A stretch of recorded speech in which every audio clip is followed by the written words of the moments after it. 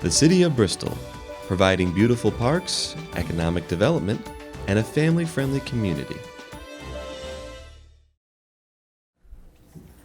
Okay, good evening, everyone. I'd like to welcome you to the joint meeting of the Board of Finance and City Council for the month of October. Our first order of business is to rise for the Pledge of Allegiance.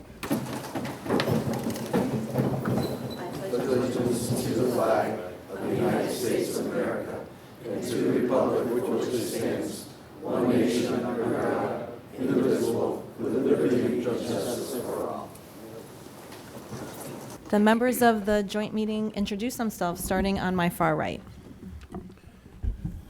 John Smith, Board of Finance. Orlando Kelfi, Board of Finance. Peter Kelly, City Council. Greg Hahn, City Council. Scott Rosado, City Council. Dave Perleski, City Council. Brittany Barney, City Council. Mary Fortier, City Council. Maria O'Brien, Board of Finance. David Mikowski, Board of Finance. So we have a quorum. Thank you, everyone. The first item on our agenda is the approval of the minutes of the regular joint meeting from September 14th, 2021. Move to accept. Any corrections or clarifications needed?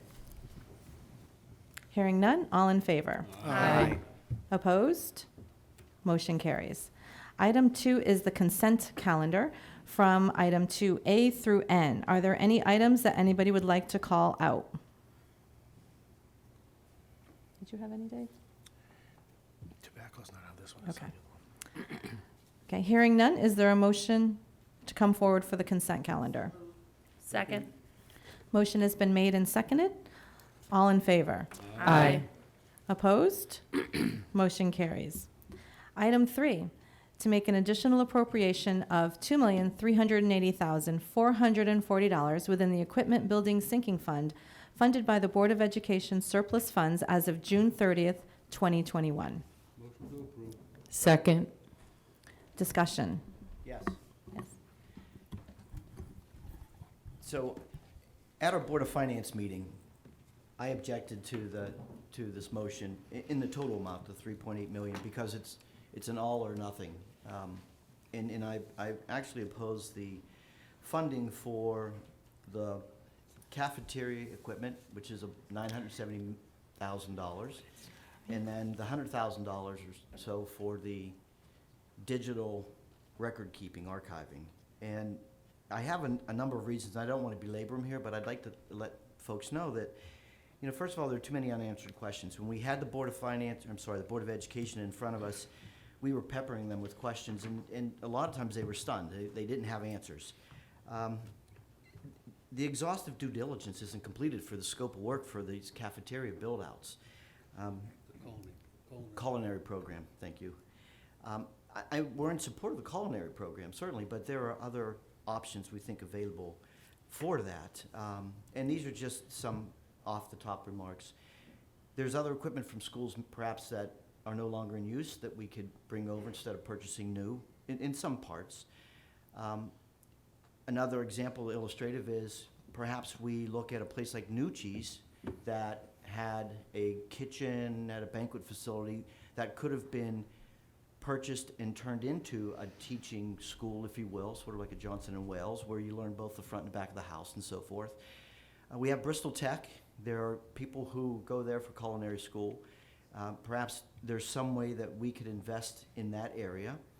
And I just think about the money that's there. We have a proposed $70 million new Northeast Middle School that's coming on board. Can we take this $3.8 million and set it aside as bond so we don't have to bond as much for that? Could we build a new culinary program at the new Northeast Middle School with this money and centralize it? Do we have to build it at two schools? Do we have to build it at both Eastern and Central? I know there are logistics that need to be worked out, but they're worked out when they have the schools compete against each other in sports. Could we earmark the money for special education, since we always know that there are increasing costs that are uncontrolled with special education? And I don't know what the probability with the statutes are in that. There are questions about the declining school population, right? We were just presented at the last city council meeting. The Board of Education plans to either close a certain set of schools or repurpose and reimagine other types of schools. So all these questions come up, in terms of one's first needs, and that's why I'm going to vote no, and I just wanted the council to hear my perspectives. Thank you. Thank you. Through the chair, if I may. Have they been given an opportunity to answer any of those questions, or are you saying that you would like this to be prolonged into maybe the next month and acted on after more information's heard? They were given opportunities to answer questions, but there are still unanswered questions. And I did make a motion, which was seconded, to table this at the Board of Finance and was outvoted. But there are still these unanswered questions about the scope, the magnitude. So basically, to me, Greg, what it is it's as if I go down to my local bank and I say, I'd like to borrow $100,000 to build a brand-new house. And they ask me, well, give me details, and I'll tell them, well, I have walls and a roof, but I don't know where it's gonna be, and I don't know how many people are gonna live in it, and I don't know what I'm gonna do for my water. I don't know if it's gonna be a well or a city. I don't know if it's gonna be sewage with city or a septic, right? So there's all these unanswered questions. And I think it's the cart before the horse, right? Asking for the money without knowing the scope, to me, seems a little bit dangerous. Are there any other questions or comments? Mayor, through the chair, does Chairman Smith want to comment? I can. Orlando's right. We did ask several questions. Actually, one of the questions I asked was whether or not we could bring any equipment from other school kitchens, because they no longer cook at every school. They cook at the two high schools, and a lot of it's travel. But there are some elementary schools where they warm the food, but they don't cook the food. The biggest expenses I have discussed with them is the exhaust systems in both schools. In order to do a culinary kitchen, you need an exhaust system which is much different than exists anywhere else, except in their major cooking kitchens, preparation kitchens, and they can't use them because they're occupied, I believe, from 6 in the morning until 2 in the afternoon, cooking for students. I think we can ask for more details. I don't think we can wait too long. I would suggest if we're going to hold this in abeyance, we send them a list of the questions and make them respond by the next Board of Finance meeting. I do have a question, though, of Orlando on the $100,000. Your question on the $100,000 digital records. I think that's an absolute must, frankly. I'm familiar with records that are there. There is no room. There are records at the central office down in the sub-basement, some of which were destroyed when they had a water issue a few years ago. Anybody who doesn't digitize their records these days, to me, is just wasteful, and there are still records that they have to keep permanent copies of. Just as in the healthcare business, you can digitalize some, but you can't digitize all of them. State mandates that you have some hard copies. So, if we want to do this, I would suggest that we send a list of questions to the superintendent and give them a date by which they have to be, a return date by which they have to be answered. I agree with Commissioners Calfee and Smith. They have valid questions and concerns that were, some of those were brought up, but not addressed by the Board of Education. Commissioner O'Brien? Yes, I'd like to address this point because I clearly remember that the Board of Education representatives presented these very ideas over 3 separate meetings. The very first meeting, they proposed some ideas that were part of the Reimagining the Schools plan. The second meeting with the Board of Finance, they gave us many more details. And in fact, we did have some questions, which at the third meeting, they answered.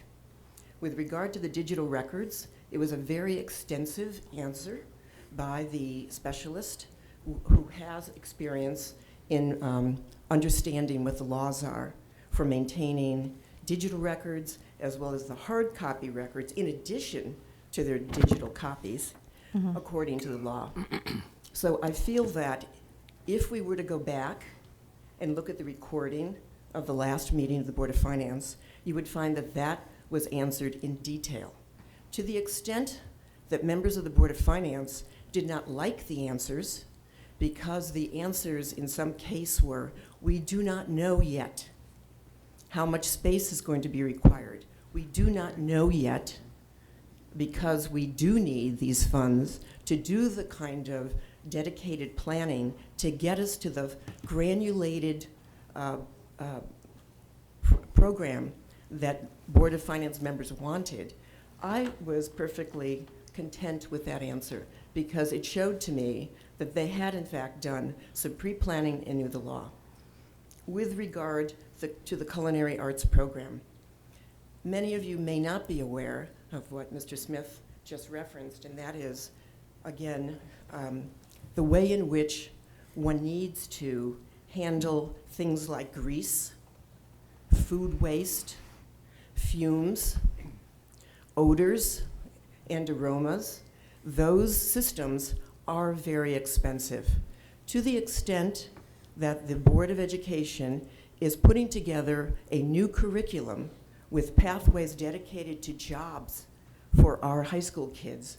They came forward with what I consider to be an ideal plan. This town has gone back and forth many years with competition between the two high schools because one program was offered at one high school and not at the other.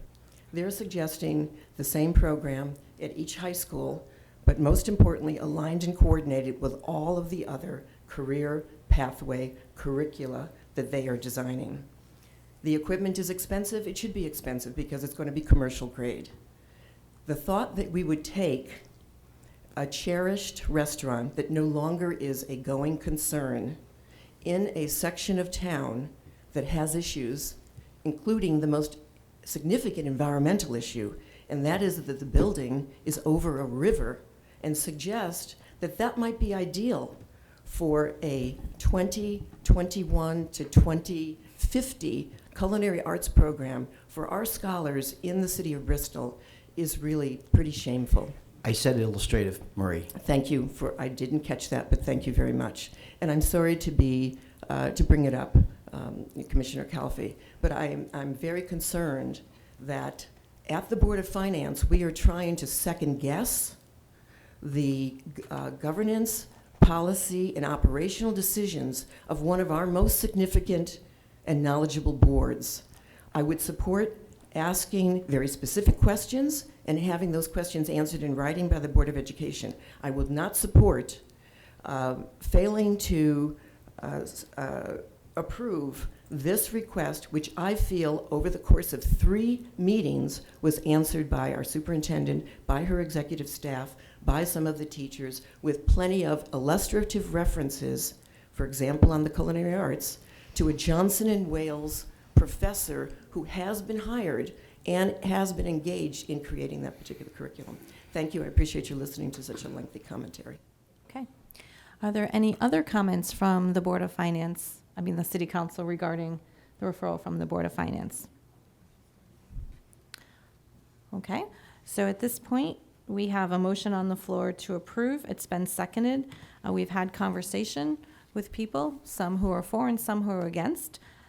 If there's no further conversation, I'm going to ask for a vote. All those in favor of agenda item 3, please say aye. Aye. Opposed? Aye. Okay. Roll call, because that was confusing. Are you ready? Okay. We'll start here with the chairman. No. No. No. No. No. Yes. Yes.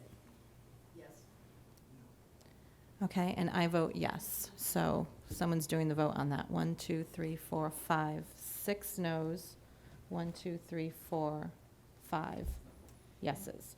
So the motion fails, and we'll refer it back to the Board of Finance for, you would like information by the Board of Finance meeting Yes. for the questions that we've composed? I think that's the caveat. Okay, Do we need another motion to do that, or you can do it, the chair can just, I can do it. Okay. but you need some specific questions? Well, I'm going to ask everybody who's here tonight who has concerns about the surplus funds of 2.3 to get them to me so that I can put everything together and send it over to the superintendent and the chairwoman of the Board of Ed so that they will see it. Okay? Okay. Your Honor, if I could just make a comment, can those questions and answers be included in the future agenda? Because, I think it would be helpful for transparency's sake if it was attached. Sure, we can do that. Thank you.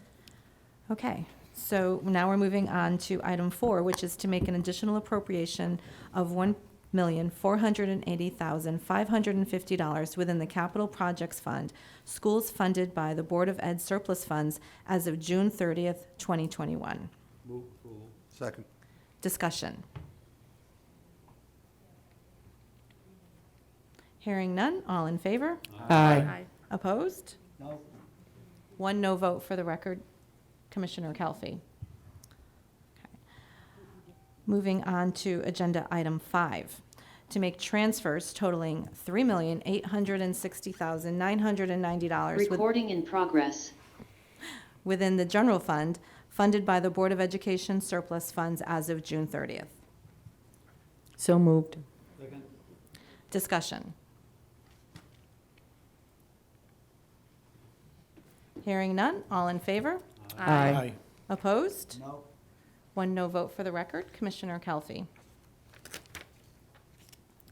Item 6 is to transfer $6,440 from the general fund contingency account to the fire department hiring initiative account. Move approval. Second. Discussion. Hearing none, all in favor? Aye. Opposed? Motion carries. Next is the monthly revenue and expense report presentation by the controller.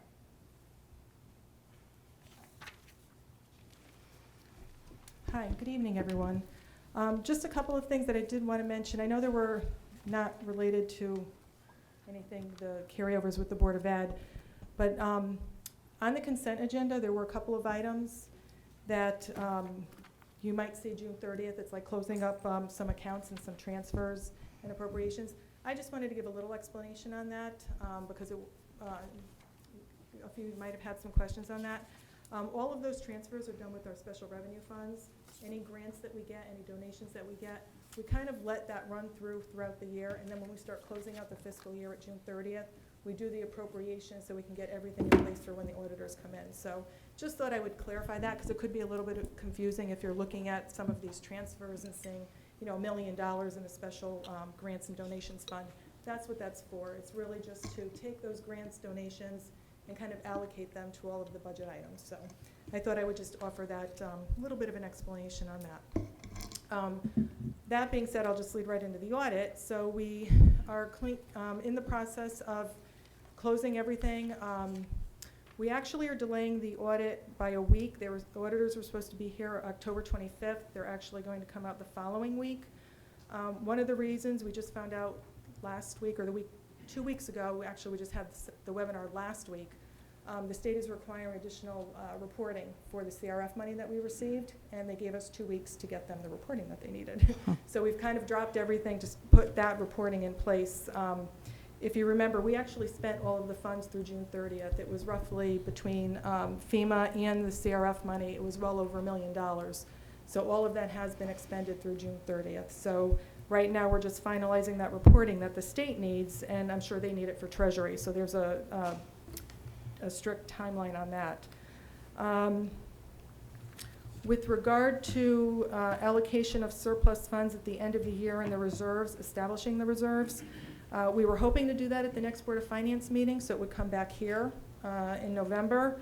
In light of that, we just postponed the action on the Board of Ed. We might have to push that off to December. But basically what that does is that kind of sets everything up at the end of the year with our fund balance, because we try and maintain that 12 to 15% of unreserved fund balance. So all of that will be, hopefully at the next Board of Finance meeting. If not, depending on what happens with the Board of Ed, it'll be at the following meeting. But going to the financial report, tax revenues are coming in strong. We are ahead of where we were last year. Slightly, if you remember last year we did have the deferral, so there was a little bit of a delay in collecting those taxes last year. And then the only other thing I do want to mention is on the building permits and the conveyance taxes. They are, again, exceeding what we had budgeted. Again, we budget those conservatively, even though we do see a trend that they're increasing. But I will mention that the city clerk did bring in one conveyance fee of $146,000 for one transfer. So that definitely boosted that revenue through October, through September. So if anybody has any questions, I know I went really quickly, but if anybody has any questions. Does anybody have any questions of the controller? Thank Okay, you. Thank you. Is there any other business to come before said meeting? Hearing none, motion, I'm sorry. Just a comment? Yes. If I may. Kind of going back to what Marie commented, Maria and others, I don't think there's anyone on the Board of Finance who is under the impression that he or she has the right or responsibility to designate what the Board of Education can spend its funds on. It's a state statute that governs that. I've always strongly been in favor of that statute, and hopefully hope it never changes. However, the Board of Finance does have the right, I think, to question total expenditure requests, which is, I think, what we're doing in this particular case. Board of Education can take that money, if it's approved, and spend it on what it would like to spend it on. However, we do have the right to ask questions in order to make a appropriate decision in our mind prior to that appropriation being made. But as far as our responsibility and our authority to dictate the kinds of things they will purchase or the projects they will undertake, with our approval or without our approval, does not exist. The only place that exists is if the city is building a new school, then Board of Education has to come to the council in order to have that process begin. Other than that, the funds that are appropriated for the purpose of schools fall under the authority of the Board of Education. Thank you. Thank you. Are any other business to come before the joint meeting? Okay, seeing none. Second. Motion has been made and seconded. All in favor? Aye. Opposed? Motion carries. We are running about 5 minutes behind schedule, so we're going to take a quick 2-minute break, and then we'll resume with our council meeting. Good evening, everyone. For our Board of Finance and our Board of Education representatives that are joining us online, we apparently had some technical issues with the joint meeting, and we were unable to broadcast that piece. There was some discussion about some of the use of the surplus, so we will be talking to you about that tomorrow, but one of them did not pass. So we will revisit that at the next Board of Finance meeting, and we will get you the list of questions that people had for that. Does anybody still have their joint meeting agenda handy? Oh. So specifically, there was a no vote on item 3, which was the additional appropriation of $2,380,440 within the Equipment Building Sinking Fund. So that's the one where members of the joint meeting were looking for additional information, and we will come back to you with those issues tomorrow. Okay. So that being said, everybody is now able to join our regular city council meeting, which we're going to start at 7:12. Nutmeg is good. I'd like to invite everybody for our opening ceremonies. Again, we begin our meetings with the Pledge of Allegiance.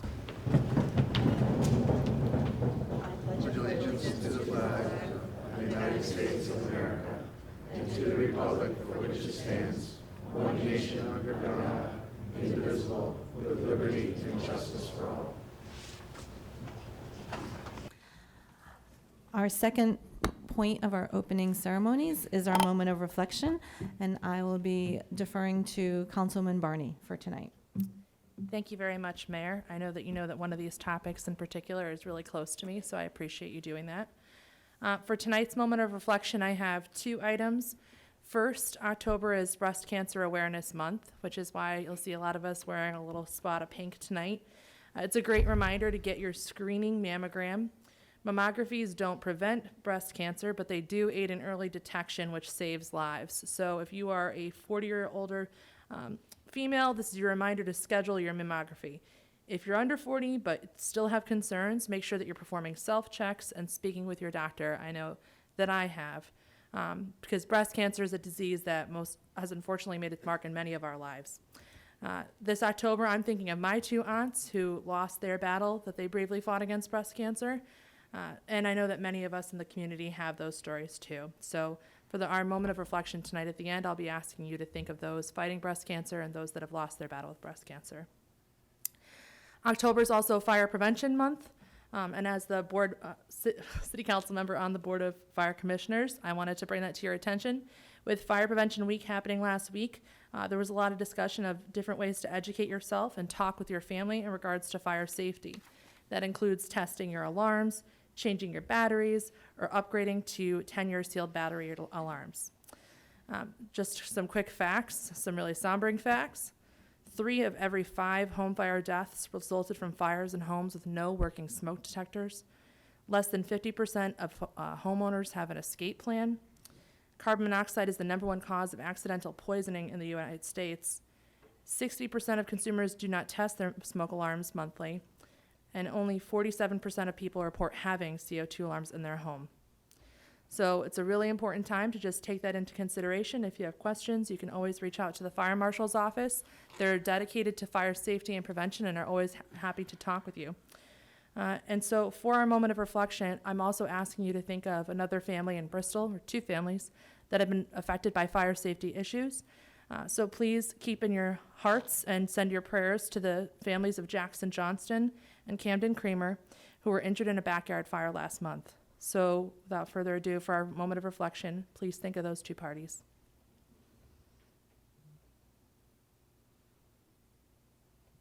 Thank you. Thank you. The next item on our agenda is the approval of the minutes of the regular city council meeting on September 14th, 2021. Move to approve? Second. Any corrections or clarifications needed? Seeing none, all in favor? Aye.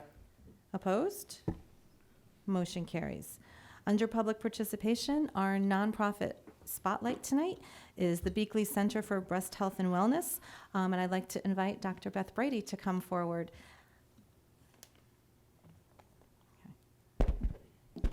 Thank you, Your Honor, and council members for the opportunity to address you. First of all, I'd like to start by saying that the Beakley Breast Health and Wellness Program and Bristol Hospital is the best breast program in the state. So I would like to start by just mentioning what it doesn't have.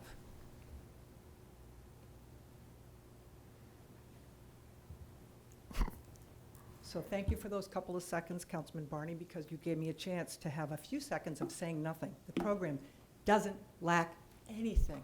Amazing. Thanks to the Beakley Company, we have all the technology we could possibly have and better than many of the centers in the state. Thanks to the community and the support, we have a spectacular program that supports our community. And we have a staff that includes the ability in the Beakley Center. It's not just about cancer. We have a cancer center that's also outstanding as part of our program. But Beakley's about screening. It's about working with breast problems and breast cancer diagnoses, sorting that out. And I think everyone who comes in the door gets 2 things. Every patient gets addressing whatever issue brings them in, lump, abnormal mammogram, and a risk assessment. They all leave knowing whether or not they have an elevated risk for breast cancer and a program to follow them if we need to do that. As far as the technology is a non-issue, we're now bringing on new technology that will allow us to remove non-palpable breast lesions that used to require wires in the breast, and we are now state-of-the-art like other programs in the state with regards to a localization procedure that could be done on different day of the day of surgery and will not require that uncomfortable procedure for patients. I think most importantly, though, it's the personnel that make any program. And I will tell you that I've had the privilege of being a breast specialist surgeon for 24 years. I was recruited to this job a year ago, and I died and went to heaven. I also moved from Bloomfield to Bristol when I took this position, so I love this place, love it. So I want you to be aware of that. But I will tell you that our radiologists, while they're general radiologists, their ability in breast imaging is spectacular. Dr. Leary is one of the authors in the initial national study for breast MRI in breast cancer. We have 2 pathologists who had trained with one of the preeminent breast pathologists in the country. So we have, on all levels, absolutely outstanding clinicians.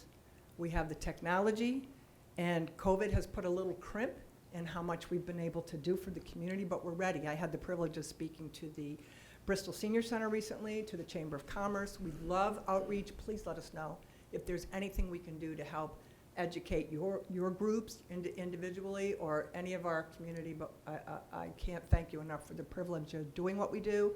We're very proud of it, and please take advantage and have your constituents do the same. Thank you very much. Thank you. We're very happy to have a community hospital with the services that they offer here in Bristol. And I'm not sure if you're aware, but Dr. Leary is a product of our school system. I know all about Dr. Leary's background. And on many behalf others. of the city employees, we held a pink out day where we raised money last Wednesday to be able to have a dress down day and raise money for your center. And I'd like to give to you $250 from the City Hall employees. Thank you, Rona, very much. Thank you all Thank for your you. time. Thank you. Okay. Moving on to public participation, we have 3 speakers.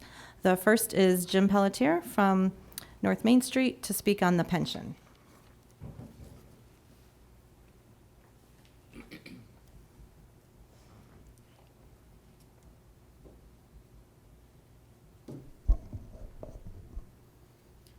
Good evening, ladies and gentlemen of the City Council.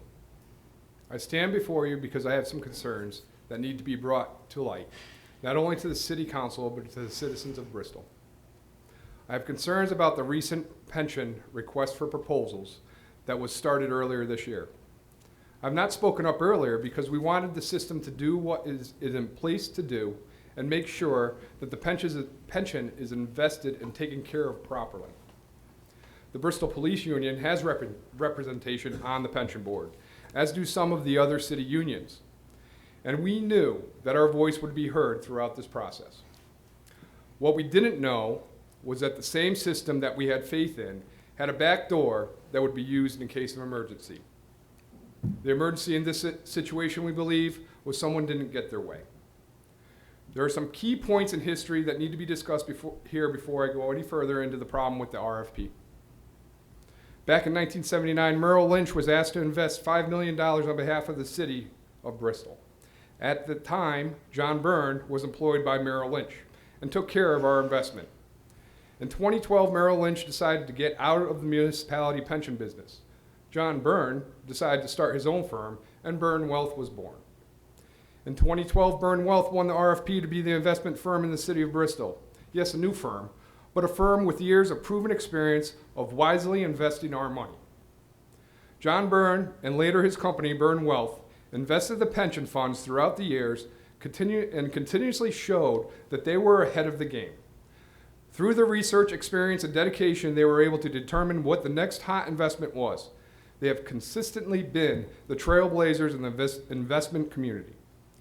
Over 5 years ago, Byrne Wealth advised the pension board that we should invest in credit. Byrne Wealth and the board were aware that the fund would take a dip because they were taking investment returns and investing them into credit. They knew that with patience and within several years, those funds would start producing healthy returns. This is called the J curve. And in the short term, it may give the perception that the fund is not producing as well as it should be.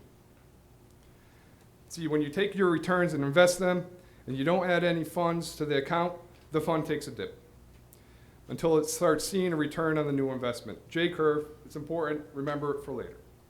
Back in 2019, the fee structure changed for the pension fund. John Oliver Byrne told city officials that he could save them money, but the city would have to meet with Byrne Wealth to renegotiate the contract. Byrne Wealth could not just rebate or refund the money, that would be illegal. No movement was made by the city, despite having a meeting between John Oliver Byrne, Diane Waldron, and TJ Barnes. The pension fund would spend 2 years of paying higher fees instead of negotiating for a better deal with Byrne Wealth, even after Byrne Wealth invited the conversation. In 2021, John Smith forced TJ Barnes into an RFP instead of renegotiating. TJ Barnes argued that this would not be the time to switch companies due to the credit investments starting to come out of the J-curve, and any change would potentially leave gains on the table. Let's talk about the RFP. TJ wanted to form a subcommittee of the pension board to conduct the RFP. The comptroller, Diane Waldron, hired Hooker and Holcomb to do the RFP at an approximate cost of $30,000.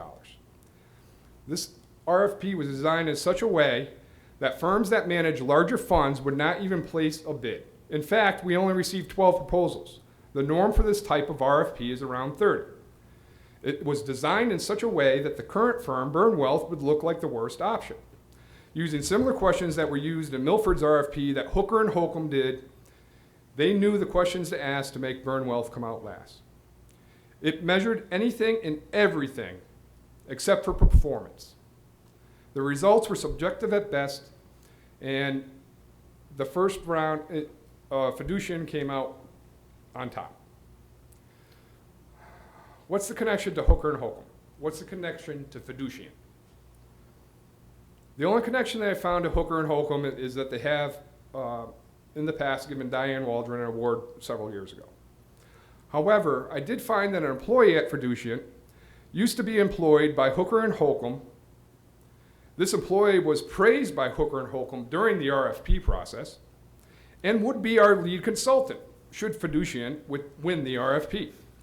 Isn't the company that conducts the RFP supposed to be impartial? Also, while employed for the town of Glastonbury, Diane Waldron dismissed Prudential as the fund manager and replaced them with FIA, now known as Fiducian.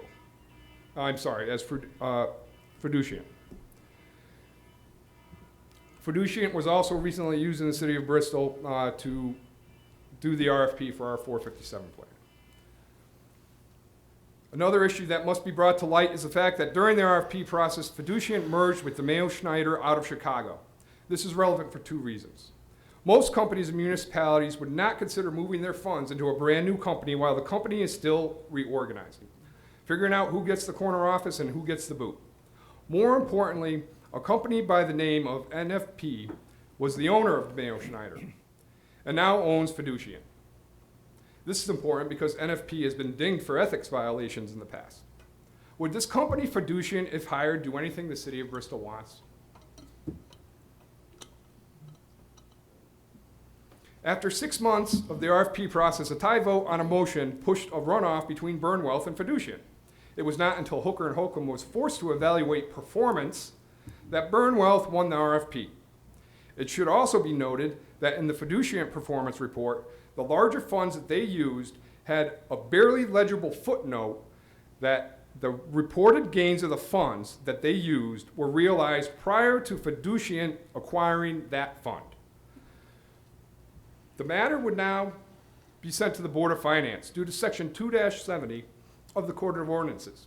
All reasonable administrative and investment expenses of the plan shall be paid at the discretion and approval of the Board of Finance by the fund and or the city's general fund. An important note here is that the pension fund funds itself. This is where I need to speak on the city's actuary, Milliman, and again ask some questions. Why is our actuary providing what appear to be inaccurate numbers on their comparative asset performance data? Given the apparently inaccurate numbers, one must be concerned about Milliman's competence, work ethic, and neutrality. And we suggest that these issues be investigated before taking Milliman's word for it. If the numbers are inaccurate, what is the comptroller's responsibility? Is there a nefarious plan in place to rig the RFP for some reason other than the good of the pension fund and the taxpayers? We are not suggesting wrongdoing, but there are some questions here that require answers. Why is Milliman using money-weighted return instead of time-weighted return, which is the industry standard return methodology for financial advisors? Time-weighted returns are the most common way to see a return communicated. If you have an investment account in which you, the investor, control the cash flows into and out of the portfolio, and you want to judge the performance of the investments without the distortion introduced by your own cash flow timing, you should use a time-weighted return. For example, over the last 7 years, the city of Bristol contributed approximately $4 million to the pension fund. The city of Hartford contributed approximately $302 million to its pension fund, that averaged out to be $43 million a year. If Bristol contributed $43 million a year to their pension fund, our fund would be in the billions. The money-weighted returns would be off the charts, but the analysis would not be accurate. Same goes for Milliman's use of money-weighted returns. Sure, they paint a picture, but the picture is distorted. I use Hartford because it is one of the municipalities used by Milliman in the report.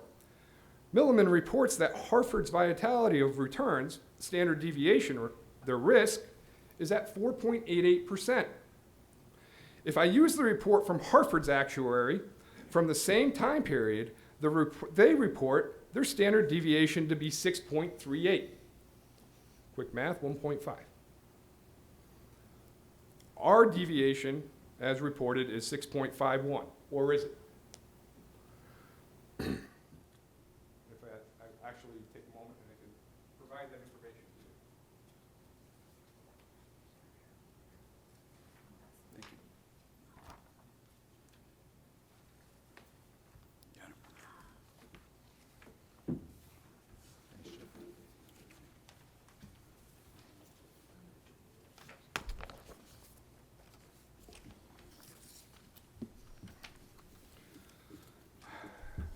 So as you see, the top page is the report provided by Milliman. You'll see there with the highlighted part where it says 4.88. And if you flip to the page behind it from the Hartford Actuary Report, it's 6.38.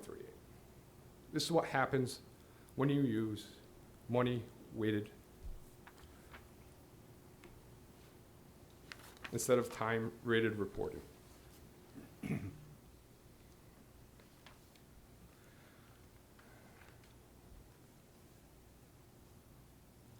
We actually believe that the city's actuary, Milliman, may be providing numbers designed to fit a particular narrative that does not tell an accurate story. If the pensioners can't trust the actuary, maybe the city should have an RFP for the actuary to find an actuary that we can trust. I'm going to go back now.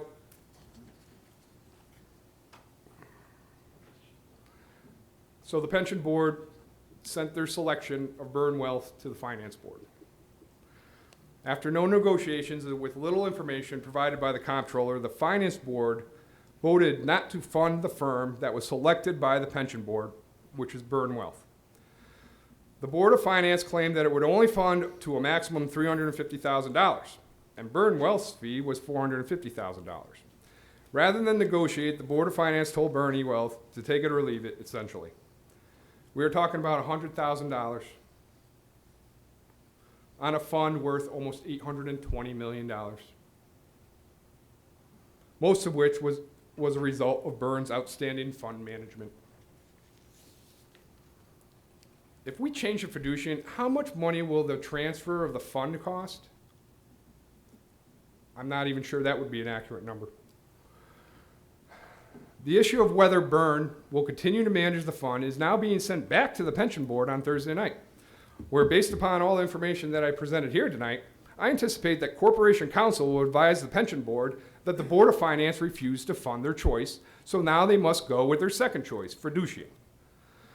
The Board of Finance has voted to leave millions of dollars of potential gains on the table through our credit investments. Is this incompetence, or the more likely explanation being making a decision while having all the pertinent information in their hands, being spoon-fed only the information needed to fit the narrative, information cherry-picked, and probably, I'll leave it there. I want the public to know that these financial leaders are willing to leave all the experience and dedication dedicated service of Burn Wealth for the difference of $100,000. That is paid out of the pension fund. The city has no issue spending money on a consultant for every move they make, but they want to haggle over $100,000 to fund one of the strongest pension plans in the country. Was the Board of Finance provided with all the information that we invested our returns into credit 5 years ago, over 5 years ago, and that would give the appearance that the fund is underperforming? The fact of the matter is that we just started pulling out of the J-curve, and the 7% of our portfolio that is invested into credit is performing at an approximate 53% return over this past year. 53%.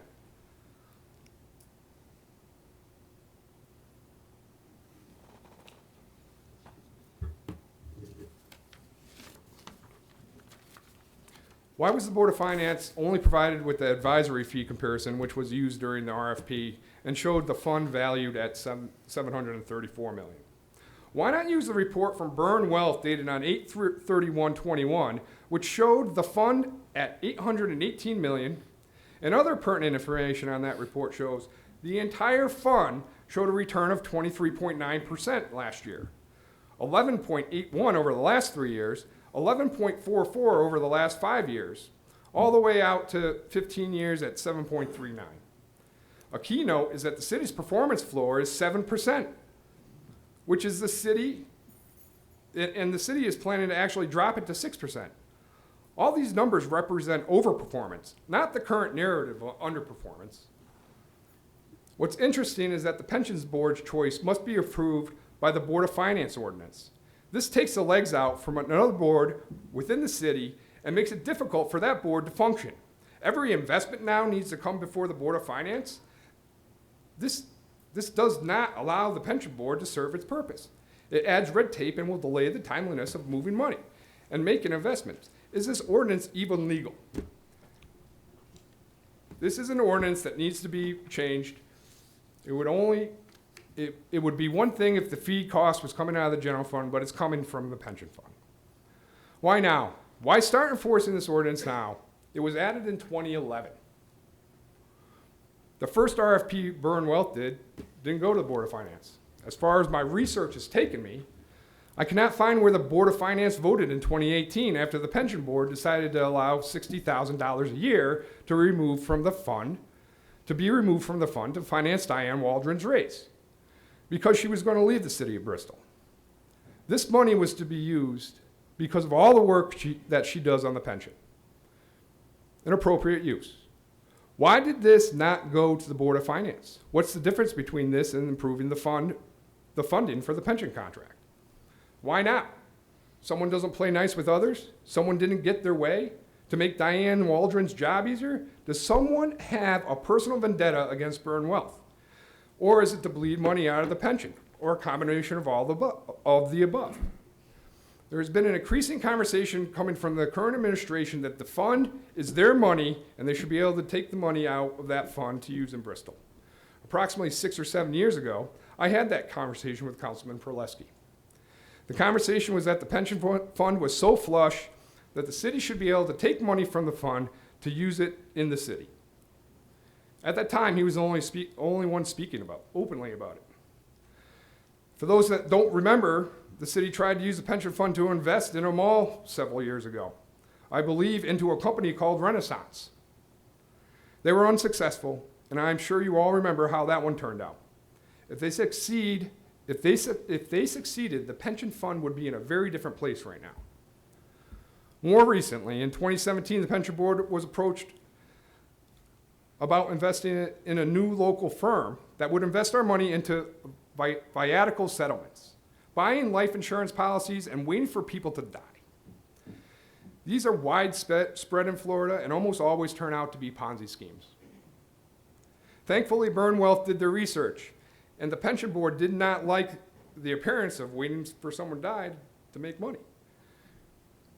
They did not invest in this company. After that meeting, that the decision was made not to make the investment into viatical settlements, the board member who requested the investment met John Oliver Byrne in the parking lot.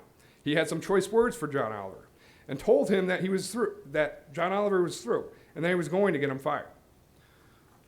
This board member was also a representative of the company that they were seeking investment for. Conflict of interest? Does Bristol still have an ethics board? Interestingly enough, in 2021, he filed a lawsuit against that same company. In 2018, the city approached the unions and explained they wanted to put an umbrella over our 3 pensions due to the general pension falling below 100% funding. And the city needed to contribute to that fund to maintain 100%. At the time, the fire pension was at 215% funded, and the police pension was at 164% funded. Once the umbrella went into place, the whole pension plan would be at 149% funded. Since then, the pension board's choice to spend earnings on purchasing credit investments was still in the dip of the J curve, and the fund went down to around 128% funded. Now that we're coming out of the J curve, the fund is going to be pushing over 150% funded, maybe closer to 170%. This will be shown once the new Milliman report comes out, if it hasn't already and is conveniently sitting on someone's desk. I am told that also in 2018, the city received a legal opinion that if the pension fund was over 150% funded, that the city can remove the excess funds. Burn Wealth would not allow this to happen. But we believe, and the city believes, that Fiduciant will. We are talking about in the ballpark of $200 million. Can we take a moment to remember in history what happens to pension funds when the municipality or state removes funds from them? The state of Connecticut, Waterbury.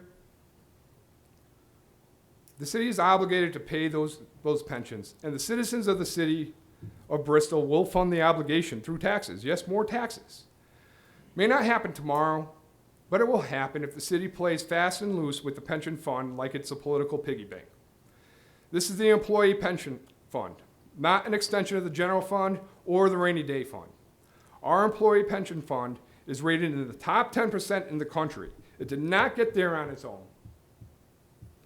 Why was the performance of the fund not compared to other pension funds within the top 10% of the country?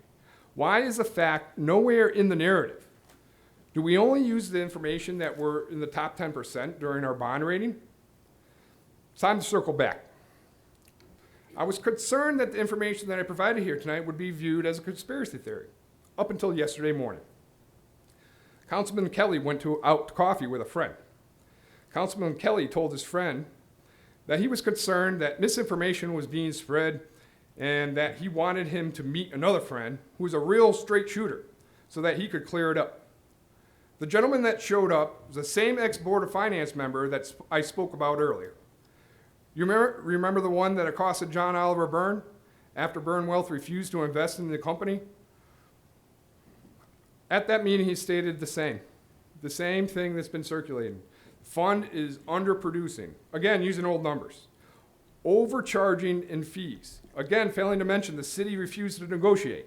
Saying that the money in the fund should be used for city investments because the stock market is not producing returns anymore. Speaking on investing in life insurance. Providing the same Milliman report that used inaccurate numbers as I showed here tonight. Stating that the pension board should be dissolved.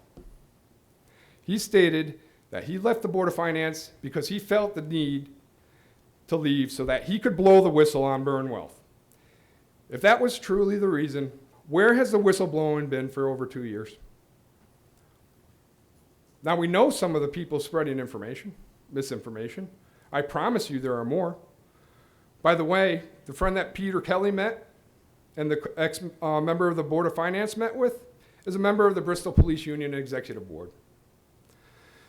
If the city truly believed that Byrne Wealth was not on the up and up, why weren't the unions notified and asked to meet to discuss this issue? This would be something that we are very interested in. The city, in fact, knew that they had a contract and that the fees were in line with that contract. In closing, the failure to renegotiate fees with Byrne Wealth for over 2 years, costing money in fees. The possibly rigged RFP with no measurement of performance until a tiebreaker was needed. The use of inaccurate numbers during the process, including the reports done by the city's actuary, Milliman. ignoring that the fund is rated in the top 10% of pension funds across the country, ignoring the fact that the fund is still coming out of the J curve from our credit investments, and willingness to leave millions of dollars of unrealized earnings on the table. A personal vendetta from an ex-member of the Board of Finance, falsely stating that the fund is underproducing, using the Board of Finance to overrule the pension board, willingness to use a fund manager that has no experience with a pension the size of Bristol's pension, wanting an investment firm that will allow the city to raid the fund, willing to use a firm that has been dinged for ethics violations, the pension fund being positioned to be over 150% funded, and we can take $60,000 out, but we can't make up the difference of $100,000 to have the better company. All equal one of three things: lack of transparency, gross incompetence, or corruption. Rest assured that I, along with other union leaders in this city of Bristol, will continue our quest for the entire truth. We owe it to our members and to the taxpayers of our city. Our voices will not be silenced. In the meantime, I recommend that you properly negotiate with Byrne Wealth and respect the decision of the pension board. I thank you for your time. I'm sorry it was so lengthy, but I had a lot of information. Thank you. Thank you. Thank you. The next person for public participation is Michelle Bossy.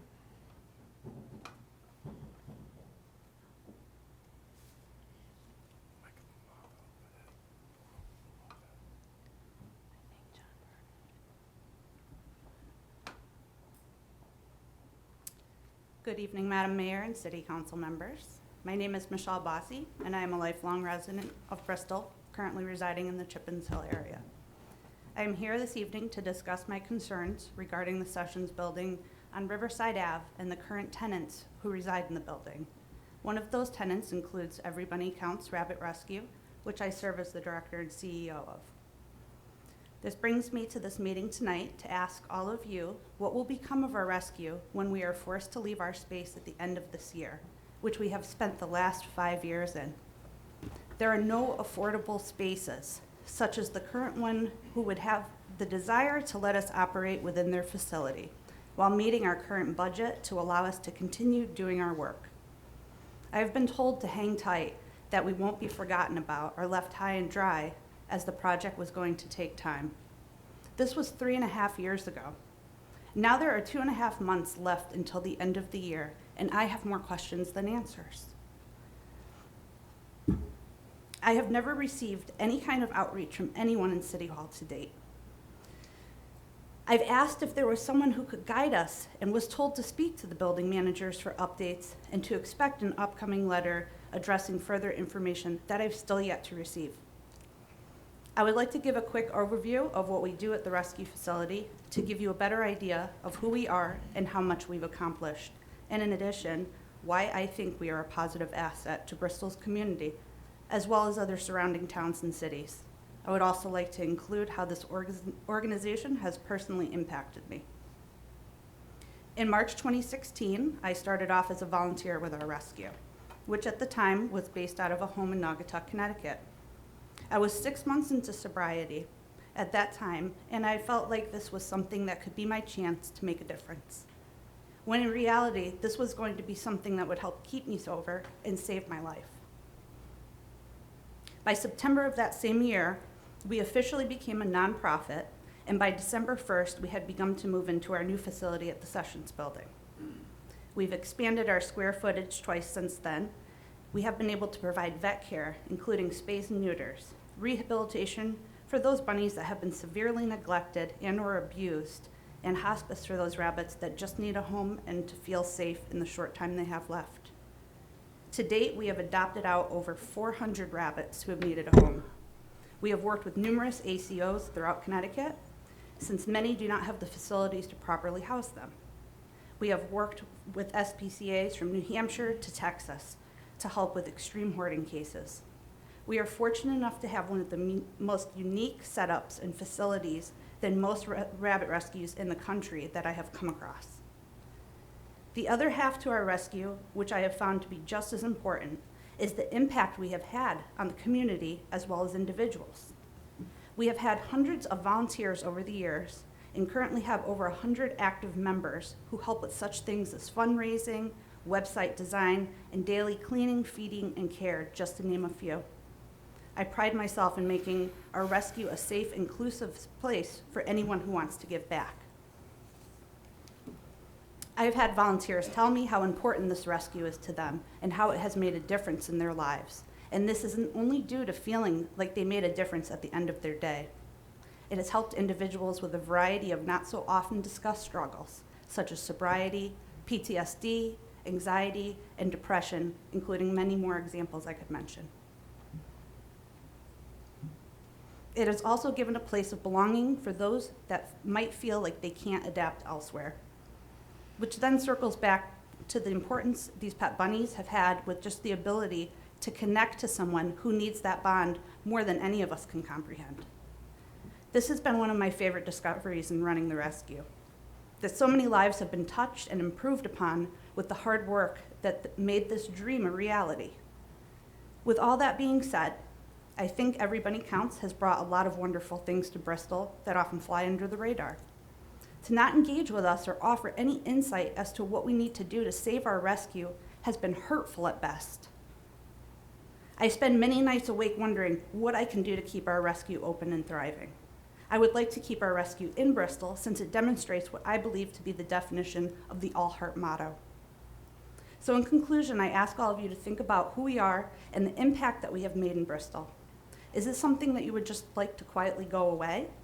Or do you think we matter enough in this community to reach out and offer guidance on what our next step should be so we don't have to close our rescue's doors for good?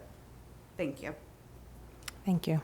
And I invite all of you to come and see what we do, our facilities, what we need, before we're out at the end of the year. Thanks. Thank you. The next person on our public participation list is Steve Cohen from Main Street. Steve Cohen, 331 Main Street. Good evening. Last month, I came here to discuss a shooting which occurred on Main Street. And instead of getting any substantive response, I got dirty looks and snippy remarks.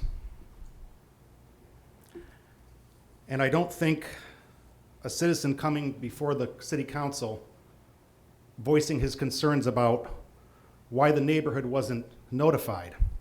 Why wasn't there some sort of system in place? A reverse 911 system, something of that nature. It's a miracle it didn't turn into a much uglier situation. When you have armed gunmen coming up High Street in the early evening, or later evening rather, you know, it could have been a very ugly situation. Someone bringing out their trash, just walking out their back door, not knowing what was going on, and you could have had a really ugly situation, a hostage situation, who knows? But unfortunately, Mayor, this has been a pattern of behavior for you. I have an email here, and I'm not going to read the whole thing because we'll be here for 20 minutes. So I'm just going to read 3 excerpts. This is from a city employee. And it's pretty disturbing of what's going on down here at City Hall. And I'm just going to read you 3 excerpts here. And I'm not going to reveal this person's identity because they are absolutely petrified that you are going to retaliate against them. And I'm not going to breach that trust. The mayor has created an atmosphere that is just awful. It is simply a toxic environment. She manages by fear and intimidation to maintain control at all times. Employees are afraid to say anything at all she wouldn't like for fear of retribution. And there's another excerpt. She has total disdain for the average citizen, and her public persona is nothing but an act. Behind closed doors, she is vicious and can become abusive at times. I recently overheard her speaking in which she said, "Most people are idiots, so what do you expect?" And then finally, and this is out of context, their person is talking about the open fire chief's position, which has been open for, 10 months, something like that. She has passed over very qualified candidates time and time again because she insists on a minority, particularly a minority female, or nothing. It's reversed racism, but of course we don't dare say anything. I find this very alarming. If this is true, you're going to get the city sued because it's in violation of the Civil Rights Act of 1964. I can't begin to tell you how disturbing I find this. When you were a council person, I supported you always. Always. Even though I couldn't vote for you, you weren't even in my district, I always supported you. And I'm a registered Republican. I always supported you. And I supported you as mayor, but not anymore. I am so disgusted, I can't even begin to tell you. And if this is any indication of the type of atmosphere that's going on down here at City Hall, then you need to be replaced. Good night. Is there anybody else who would like to speak for public participation that did not have the opportunity to sign up?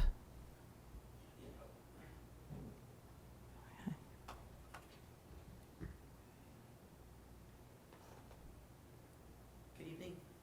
You just have your name and Yeah, address my for the name is record. Samuel Vasile, Lake Avenue, Bristol. I don't have a Can you, prepared speech. excuse me, can you spell your first and last name because I won't have it for the record? Samuel, V as in Victor, A-S-I-L-E. A-S. Vasile. Vasile, Yep. thank you. Good. Thank you. Okay, I don't have a prepared speech here, but my interest in the city of Bristol, we've had our roots, our family has been in this city well over 125 years. My grandparents came here as immigrants from Sicily, couldn't even read or write the language, and ended up making a successful career here for their families. Started my dad off in business, who in turn started me off in business. Most people here know who we are. I consider myself pretty educated in a lot of matters, the way things, how the city works and stuff. And I got my ear to the street to listen and fill in the gaps in between. And it's really a surprise to me that the first notice of anything that we had with the Conveyance attempt to burn medical waste in the city was by a Zoom meeting offered on a flyer July 14th of this past summer. So I looked at it, talked to a few people, and see, oh yeah, this has been in the works, Sammy, for 2-3 years, since March of 2018.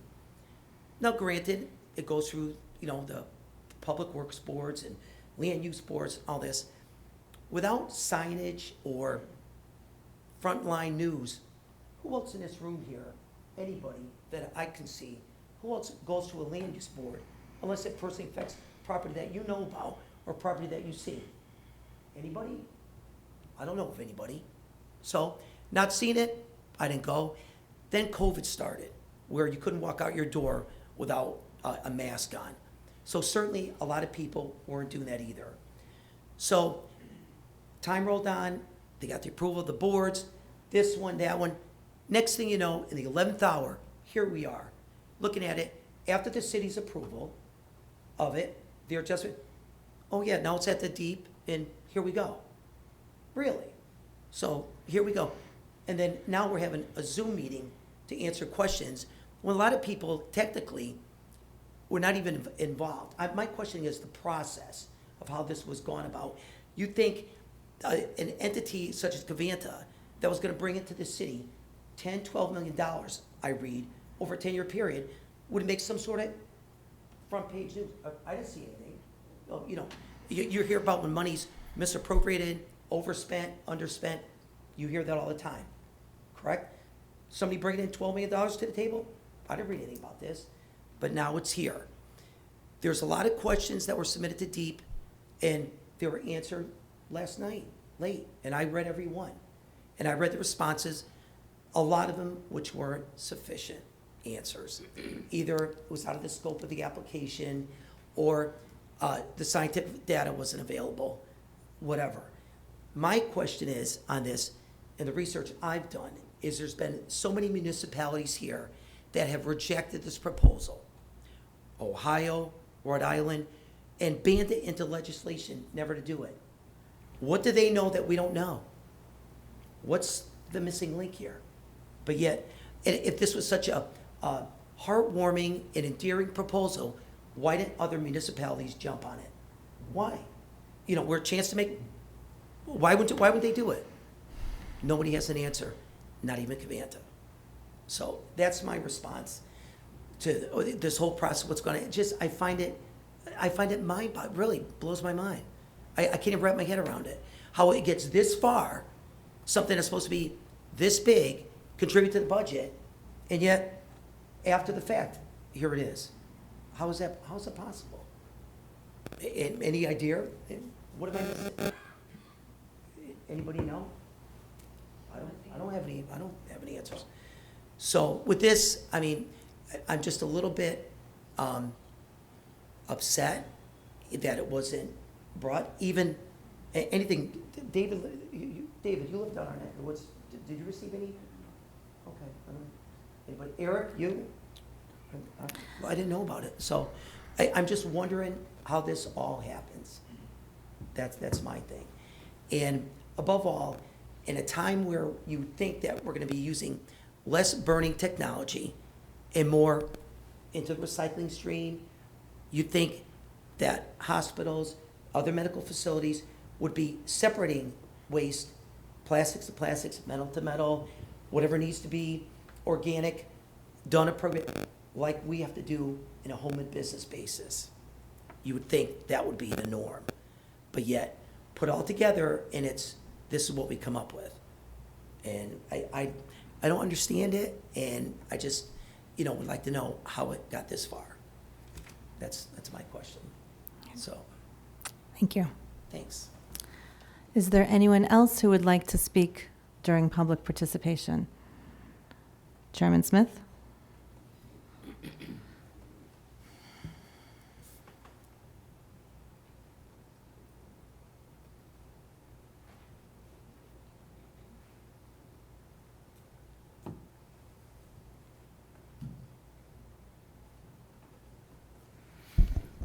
Smith, 103 Tuttle Road, Bristol. Just want to make a couple of comments on the first speaker relative to the Board of Finance and the Pension Board. Because his comments were, as far as I'm concerned, filled with conjecture and invective, but I'm not going to go any further than that. But I just want to say the Board of Finance clearly understood its only responsibility was to deal with the fees. Had no responsibility to deal with investment returns, investment packages, or anything else relative to the pension system. The ordinance in the charter is clear. Board of Finance has the opportunity to review the fee and vote on its reasonableness, and that's all that the Board of Finance did. Did not try to negotiate. It has no authority to negotiate with Byrne. Did not tell the pension board it couldn't do something. The only thing it did was, well, two things. First of all, we did write to the pension board, I did, under the for the Board of Finance, suggesting that they seek an RFP because we have had the same firm since 2012. And it made sense to us that at some point you need to test the waters to see what else is out there, which is exactly what they did. Second thing was that they did the RFP, they had the returns, etc. They made a selection of a first choice and a second choice. They chose a choice. That fee came to us for our perusal. We voted no, sent a letter to the pension board saying this was our decision. We don't get to say, go to the second one. We don't get to say, do this or do that. All we get to say is yay or nay on the fee, period. I hope everyone understands that. Thank you. Thank you. So last call for public participation. Okay. Hearing none, we will resume our agenda which is announcements. And I will start on my far right. Any announcements? Yes, just wanted to inform everyone that this coming Thursday, the 14th, is the City High School Cross Country Championship between Bristol Central, Eastern, and St. Paul. The boys run first at 4, the women run after them, and at 5:30, the course is going to be dedicated to an iconic coach and educator, Mr. Johnny Floyd, who has many accomplishments throughout his career. The pertinent one here being he won the first state cross-country open championship ever for Bristol. So there's going to be former runners there, former colleagues, teachers, possibly as Willie Yop, who is a local runner who lives here in town. Hopefully he's going to show up. So for all of you interested, please show up. It's going to be a nice ceremony. Thank you. Thank you. Councilman Hahn. I have no announcements, Your Honor. Councilman Rosado. I do, Your Honor.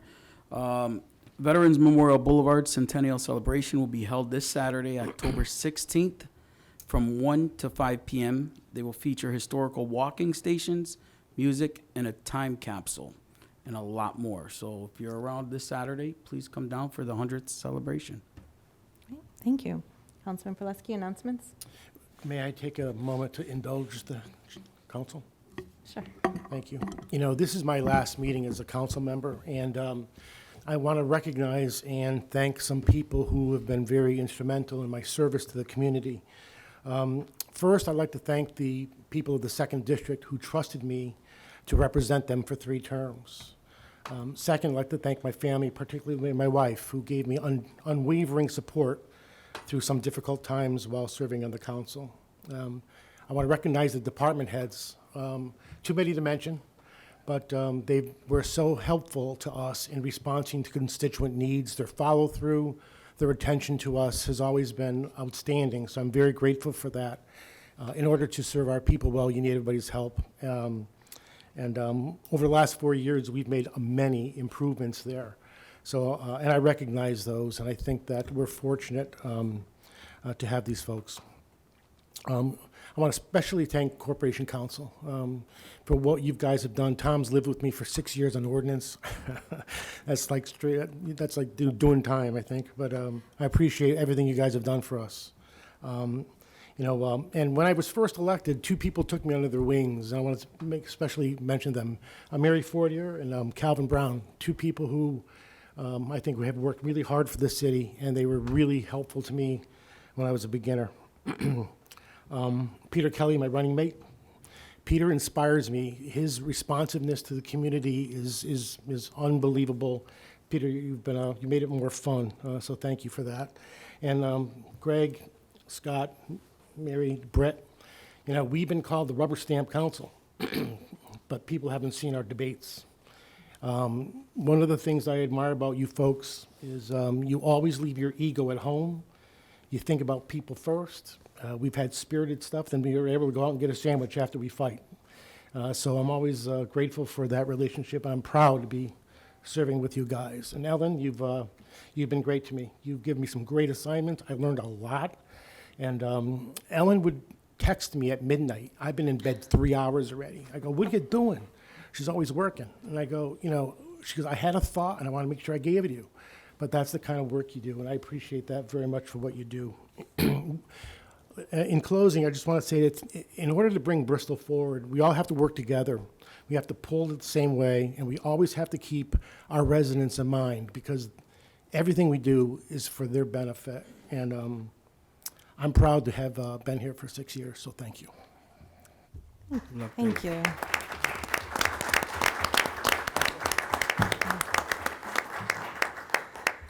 Okay. Any other announcements? Not for me, Your Honor. I have a couple, Your Honor. The first one is a program that our water department is doing for 3rd graders. It's a poster contest for Imagine a Day Without Water, which will be celebrated on October 21st, 2021, which is next week. And posters of 3rd graders. There are rules, contest rules posted on the Water Department website, but posters must be dropped off at the Bristol Water and Sewer Department office on 119 Riverside Avenue no later than 12 p.m. on Wednesday, October 20th, so that's a week from tomorrow. And the judging will be held on October 21st. And again, that's for third graders. And my other announcement was simply to thank Councilman Perleski for his service.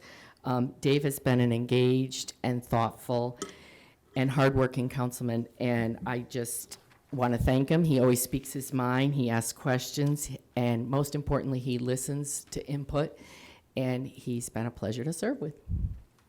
Thank you. Okay, moving on to the consent calendar, which is items A through I. Are there any items that need to be removed? Your Honor, I'd like to ask 5B to be removed. What about 5E? B and E, thank you. Okay, a motion has been made to remove items 5B and 5E from the consent calendar. Second. All in favor? Aye. Opposed? Motion carries. So may I please have a motion to approve items 5A, C, D, F, G, H, and I? So moved. Second. All in favor? Aye. Opposed? Motion carries. Moving on to items 5B. Is there a motion? I'll make a motion to approve item 5B. Is there a second? Second. All in favor? Aye. Opposed? Motion carries. Consent calendar item 5E. Is there a motion? Motion to approve. Second. Discussion? Hearing none. All in favor? Aye. Opposed? Motion carries. Please let the record show that Councilman Perleski abstained from items 5B and 5E for a conflict of interest. Moving on to item 6 of the agenda, our first 3 items are going to be from the Real Estate Committee. We have one that is listed on the agenda, and then we have 2 that need to be brought to the table. So we'll start with 6A. Thank you, Your Honor. I hereby move that the Bristol City Council authorize the mayor or acting mayor to sign an easement from Webster Bank National Association to the city of Bristol. As part of the renovation project of 10 Main Street, the easement addresses replacing a section of the Main Street sidewalk for installation of a code-compliant handicap ramp. Second. Discussion? Hearing none. All in favor? Aye. Opposed? Motion carries. And then we need to bring to the table a motion from the Real Estate Committee concerning Lincoln Place and also for the RFP that is coming out of committee. Is there a motion to bring those 2 items onto the table? Move So it. moved. Motion has been made and seconded. All in favor? Aye. Opposed? Motion carries. So the Lincoln Place item, please. Yes, Your Honor, thank you. I hereby move that the city of Bristol accept the offer of $7,000 from Harrison Ofori and/or his assigns for the city-owned property identified as Assessor's Map 23, Lot Number 75, Lincoln Place, also known as 1416 Lincoln Place. I further move that the mayor or acting mayor be authorized to execute any necessary documents to effectuate the same, and that this matter be referred to Corporation Counsel to prepare and/or review any necessary documents. Second. Discussion. Yes, Your Honor, this has been on the books for quite a while. I think Councilman Perleski probably remembers it back when you were on real estate. A lot of fits and starts. It was difficult to move. This person wants to take it next door to their building and make a parking lot. The one stipulation in the contract is that the sidewalk be repaired. Public Works was notified, and they reviewed the situation and agreed. So this is a good move for the city. Any further questions? Hearing none. All in favor? Aye. Aye. Opposed? Motion carries. And the third item for the RFP. Thank you. I hereby move that the city of Bristol engage the services of Bottom Line Realty for professional services relative to the sale of surplus city-owned property. I further move that the mayor or acting mayor be authorized to execute any necessary documents to effectuate the same, and that this matter be referred to the Corporation Counsel to prepare and/or review any necessary documents. Second. Discussion.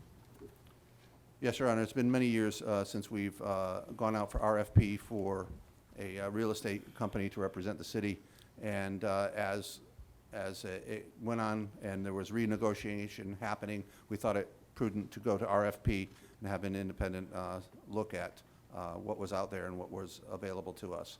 And we found that Bottom Line Realty was unanimously voted by the Real Estate Committee for approval. Any comments or questions? Just it was a really thoughtfully put together proposal. Roger Russo is going to add it to the agenda center so that people can view them if they'd like to. But they did a really nice job putting together that package, and it was very competitive with others, but they had a little bit of an edge in the way they set up their fee structure and very clearly communicated it, which was great. So, If there's no other comments, all in favor? Aye. Opposed? Motion carries. The next item under committee reports is the Memorial Boulevard Interdistrict Arts Magnet School update. And there is a motion to approve the change order for D'Amato Downs, a joint venture, for $364,354.26, and an authorization for the mayor or the acting mayor to execute. So we can take that motion first. Move it. Second. Discussion. Councilman Proleski, do you want to give a little overview on what this change order is? Yes, thank you, Mayor. There's actually a number of change orders that were aggregated over the last couple of months. The largest of which were reworking some fencing on the southern side of the fencing in the wall on the southerly side of the structure. Some masonry work. When you uncover some of the stonework and things, you don't know what you're going to find. And there was an awful lot of work that was extras that were not contemplated. There was electrical, plumbing to some of the classrooms and crafts rooms, and those are the largest of them. This doesn't include a $150,000 give back we got from our contingency, from our contractor's contingency, which we would get at the end of the contract anyway, but because where we are and the status of the contingencies in this phase of the project, the contractor was comfortable giving back some of that contingency. So we're still in good shape. If you go by the building, most of the windows are in, the classrooms are taking shape, the theater's being worked on, and the entryway, the beginning of the entryway and the portico is being done. I saw some footage of the landscape plan and the lighting. It's going to be superb. I'm really overall happy with what's going on there. We're in budget and on time so far. Was there talk about a digital sign? Yes. Where is that? I think that's going to the Parks Department for referral, I believe, on the Boulevard. Well, actually, there's 3 signs, I believe, South Street, the Boulevard, and can't remember. Are there any questions of Councilman Proleski for the overall report or the motion? Hearing none, all in favor? Aye. Opposed? Motion carries. While we're with you, how about your last ever ordinance committee report? Is there one more? I don't. I could submit Is it in there writing one? right now. There might be, actually. I'm just hanging on, right? Yeah. Yeah, thank you. The ordinance committee, as you know, has been trying to clean up ordinances that either are covered in other areas of the city or don't make, or are covered by statute. So we've been doing some cleanup. And we had a public hearing, and I'd like to present this on behalf of the committee. I hereby move that Chapter 18, Article 5, Industrial Parks of the Code of Ordinances, the City of Bristol, is hereby amended as presented. I further move that the city clerk publish said amendments and additions to the Code of Ordinances, and that they become effective upon the expiration of 14 days from the date of their publication in a newspaper of general circulation of the City of Bristol. And this is an elimination of a section that's covered by zoning and planning regulations. Second. Any questions or comments? Hearing none, all in favor? Aye. Opposed? Motion carries. Any other committee reports starting on my far right? No, thank you. No, Your Honor. I do, Your Honor. I have 2. The first one's from Parks and Recreation. The Connecticut Recreation and Parks Association recently announced the list of awards that will be presented at the annual conference this fall. Each year, the statewide organization receives dozens of nominations from agencies across the state to recognize outstanding programs, facilities, and people, and I am pleased to report we were selected not one, but 3 awards for 2021. First one, Mayor Ellen Zappel-Sasser was selected for the 2021 Public Service Award. Page Park Pool Renovation Project was selected for the 2021 Facility of Merit Award. Community Conversation on Diversity, Equity, and Inclusion was selected for the 2021 Inclusive Program of Merit Award. I just want to say congratulations on that. I'd like to recognize Officer Erica McNally and Officer Corey St. Pierre, who graduated the 2021 Connecticut Institute for Youth and Police Relations inaugural cohort last month. This was a 7th-month training program. Bristol had 2 officers out of 12 that were selected in the Greater Hartford region to participate in this program throughout the state. The program will focus on improving youth and police relations in our community. Congratulations again, and we're excited to see the impact this creates on our youth. Anything else? I do, Your Honor. So, similar to what Councilman Proleski did, I don't know if it was more appropriate under announcements, but I did want to say thank you to everybody. Since this is the October meeting, we don't know the outcome of the November election. I want to say thank you to all the city staff who have worked so hard over these past 2 years that I've been present to maintain city services, to represent and assist our citizen-run boards and ensure that they have the information that they need. And I also want to thank every one of the citizens that volunteer their time on the boards that I have served on, Library Board of Commissioners, the Cemetery Association, who care so much about what happens to those historic cemeteries, the Board of Fire Commissioners. And I specifically want to support the Board of Fire Commissioners tonight because I did take great offense to the comments that were made about the hiring practices that have been ongoing in the fire department. There's no secret, since there is one female firefighter, that there is a diversity issue in the City of Bristol Fire Department. To solve for that issue, we are not throwing away applications of qualified Caucasian candidates. That's outrageous. We are increasing accessibility to underserved communities. We're increasing transparency in the process of becoming a firefighter, something that's typically handed down generationally due to the complexity of the process of getting hired. We are trying to start engaging youth and people from Bristol in understanding the role of what it takes to become a firefighter so that they can stay in Bristol and have an excellent job supporting this city and all of the wonderful people who live here by saving their lives. The Human Resources Department has been assisting the Board of Fire Commissioners made up of men and, there are no women, so we do need some more women on there. The mayor and I serve. But men of utmost integrity, some of whom were firefighters.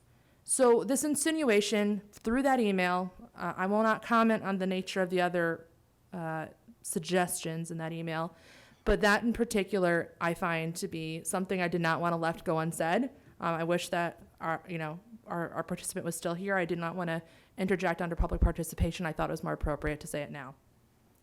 So again, I will stand by the commitment that we've made to hire an educated and strong leader to lead this fire department into the next generation that they will need, with a vacancy list of about 12 firefighters. This is a serious situation that requires someone that has different experiences than what was available. And I will not comment further upon that because I know that it's a really difficult matter, but I wanted to make sure that that was abundantly clear. This process has been filled with integrity, has been done by courageous people that want the best for Bristol and want to make sure that our firefighters are supported and safe in their very difficult job.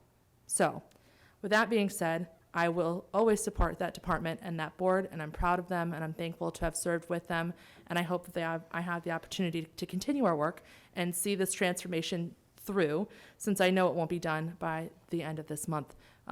But that's all I wanted to say. Thank you, everybody. Excuse me, I have something to say. Very well said, Brittany.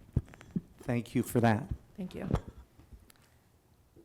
Councilman Fortier, any committee reports? None, thank you. Moving on to unfinished business, we'll start on my left. None from me, thank you. Anybody else? Unfinished business? No, Your Honor. Okay, I did list under here COVID report.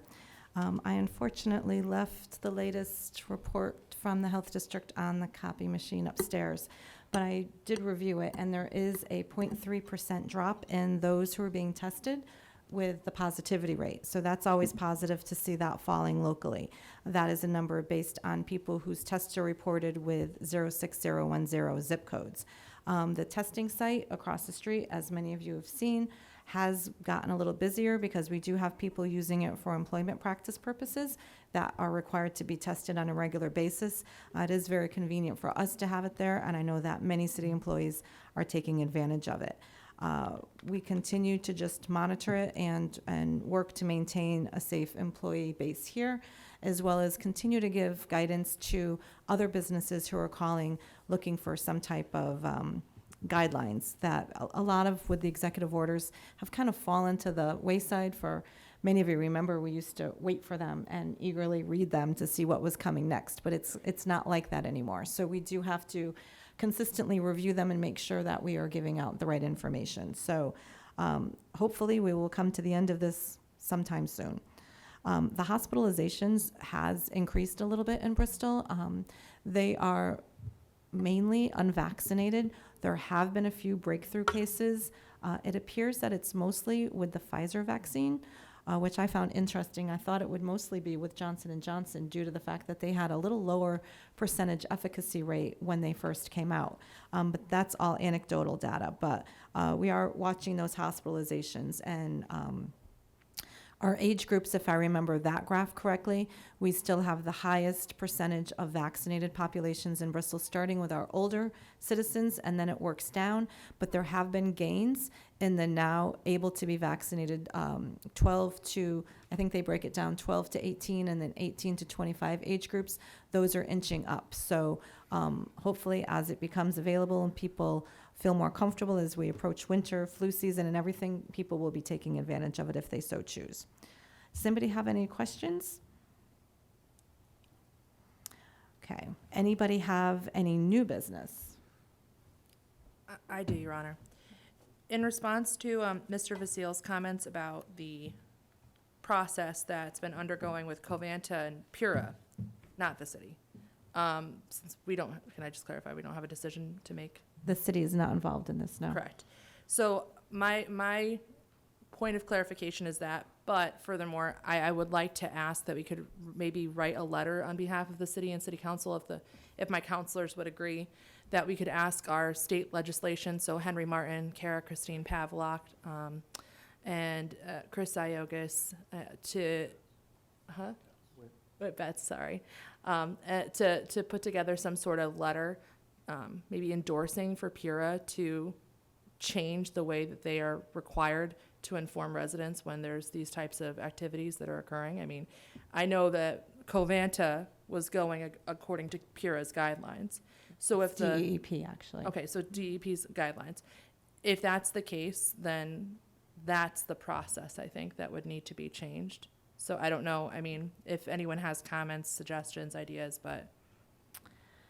I think we could always do better in terms of communication. I think that process started, and Bristol at that point was a required community to do environmental justice. So Covanta was required per that state law that they had to present to city boards and commissions, which they did. I believe they had to appear before maybe 12 boards based on what the subject matter was. So they were on the Public Works agenda, they were on the Fire Board agenda, they came to the Police Board, they were at Bristol Burlington Health District. I believe we even had them in front of the Parks Board. Energy Commission they went to, so that there was discussion amongst all of our citizen commissioners and boards so that they understood what was happening. They had 2 public hearings in this room over the course of that period that also bridged COVID, which was very difficult. Mr. Vasile referenced the July 14th process where they did a Zoom call. And from that, the questions that were put forward, they just recently released 100 of those questions and that they have answered them. It is my understanding that they're still in the regulatory process, and it is firmly a state issue. The medical waste piece is an 8% conversion of their existing industrial waste permit that is underutilized, that they would convert to medical waste. That being said, we, the city, had to certify to DEEP that they had completed an appropriate environmental justice outreach program, which we did because they went to all those various boards and made those presentations in front of all of them. And so that was the role of the city. So I think that the points are well taken, that for those citizens who do not regularly peruse agendas or agenda center or read the newspaper even online or in print, that there does have to be some added communication, which is similar to what we did for the Shrub Road public hearings and a few others. So we can definitely talk internally about when those types of issues come to us. And we can send a letter if you'd like in terms of asking the legislators to look at the DEEP process. I would. Okay. Because Some it is, I communities, know, regulated by them. and some the communities, state, just so rather, you not- know, don't even have an environmental justice component. Ours has we've recently been released. We no longer have that as part of our community's requirements at DEP. That's a long, convoluted discussion, but it doesn't mean that we still shouldn't do it. Correct. Okay. Okay. Your Honor, now that we're on the subject of this, I have a question. I think some of his concern was that those questions, he didn't have proper answers to the questions. Is there a way that we can get a form of those questions to review those? And is this a done deal, basically, because it's out of our hands? Or because he did make reference to other states not allowing this? I'm not familiar with Ohio, but I do know that the Rhode Island State Legislature took action against medical waste within the state of Rhode Island. So that could possibly be included in your letter expressing concerns or questions about why the state legislature did not take action. Sure. You know, when I did my own research, I saw that incineration was actually on the state of Connecticut's list of acceptable ways of disposing of medical waste. So it seems that is the position of DEP. You know, that's obviously something that's beyond what our control is. So I was just kind of thinking of ways to address Mr. Vasile's concerns. Obviously, neighbors have had similar concerns, and you know, facilitating that to our state legislators who represent us in Hartford might be helpful. So I don't know how you want to proceed. If you'd like for me to draft something, or Sure, you what, can but- draft something, and then we can you know, all look at it and be comfortable sending it out. We can also make contact with Mark Van Wielden, who is the new, I don't know what his exact title is. He's one of the regional managers for Covanta, and let him know that there are still concerns, and we could ask him to come back into the community and have a discussion with anybody that is interested. I know that we did try to set that up with Mr. Vasile a few months ago, but he was unable to make that meeting. Great. Mr. Vasile. Yes, that's correct. So we can try to do that on a schedule where he is able to attend, and anybody else that's interested. All right, that sounds good. Thank you. Thank you, Bert. Thank you. Any other new business to my right? No, Your Honor. Okay. Let's see. Resignations are next. There are two resignations, Your Honor. The first is from Frank Ronzello from the Bristol Transportation Commission, and the second one is from Eric St. Pierre from the Startup Bristol Task Force. Okay. Motion to receive those resignations and place them on file, as well as send a letter of thanks. So moved. Second. All in favor? Aye. Opposed? Motion carries. So tonight, there's only 3 appointments. The first is a reappointment of Sean Dunn to the Energy Commission for a 3-year term ending in October of 2024. Move to accept? Second. Discussion? All in favor? Aye. Aye. Opposed? Motion carries. We're also starting to see an incredible amount of activity bubbling up with startup and entrepreneurial businesses. So we need to bring the startup committee back up to speed.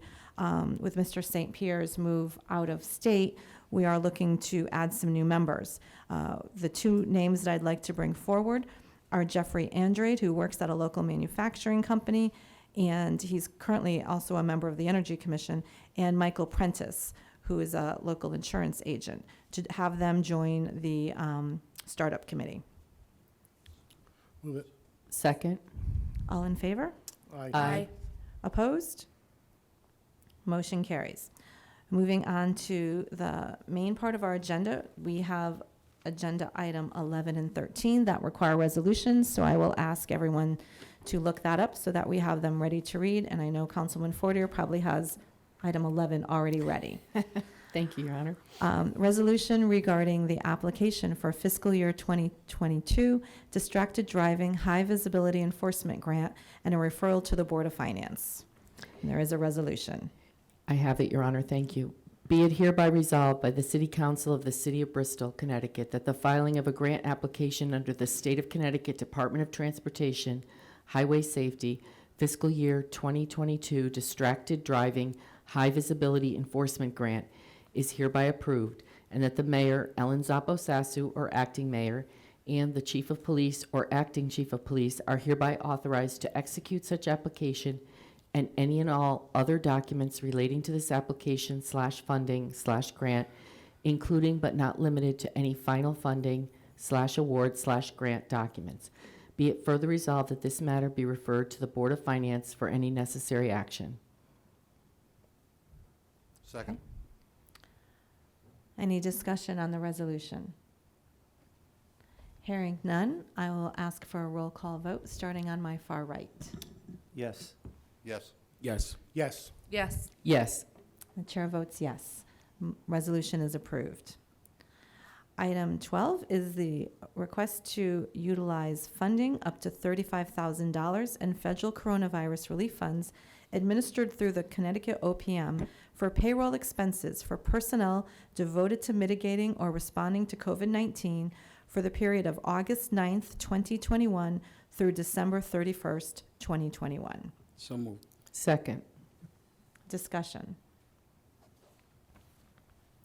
So this is being used to support the unbudgeted and unanticipated payroll expenses, and I believe that the majority of it is going to be allocated to the police department. If there's no discussion, I will ask for a roll call vote, starting on my far left. No need, I don't think, on this. Oh, it's not the next one is, sorry. Okay, all in favor? Aye. Opposed? Motion carries. And Your Honor, item 13, there is no resolution. There initially, it was expected to be one, but they didn't have any language that they needed. So that one, it will just be a motion. Excellent. So moving on to agenda item 13. It is the motion regarding our drug-free communities grant for $125,000 for year 6 from September 30th, 2021 through September 29th, 2022, and the authorization for the mayor or the acting mayor to execute and refer to the Board of Finance. And just for those of you who may be unfamiliar with this grant, it is a 5-year grant that we were just granted renewal. So this is actually closer to a $500,000 grant. So moved. Second. Discussion? Hearing none, all in favor? Aye. Opposed? Motion carries. Item 14 and 15 are executive sessions to review agreements between the City of Bristol and Deputy Chief Richard Guerrera and Police Chief Brian Gould. Good evening, Your Honor. It'll just be the Human Resources Director, Mark Penny, and myself. Okay. So I'd like to make a motion to go into executive session for these two items. So moved. Second. Discussion? All in favor? Aye. Opposed? Motion carries. We'll be right back. Two. Okay, I'd like to make a motion to reconvene into public session. So moved. Second. Discussion? All in favor? Aye. Aye. Opposed? Let the record show that there were no votes taken in executive session. Are there any motions to come forward from executive session? I have two, Your Honor. I'll read them together. To approve the agreement with Police Chief Brian Gould to refer the matter to Corporation Council and to authorize the mayor or acting mayor to execute any necessary documents to effectuate the same. Second. Discussion? Hearing none, all in favor? Aye. Opposed? Motion carries. Second one, to approve the agreement with Deputy Chief Richard Guerrero to refer the matter to Corporation Council and to authorize the mayor or acting mayor to execute any necessary documents to effectuate the same. Second. Discussion. Hearing none, all in favor? Aye. Opposed? Motion carries. Is there any other business proper to come before said meeting? Hearing none, is there a motion to adjourn? Move it. Second. Discussion? All in favor? Aye. Aye. Opposed? Motion carries. We are adjourned.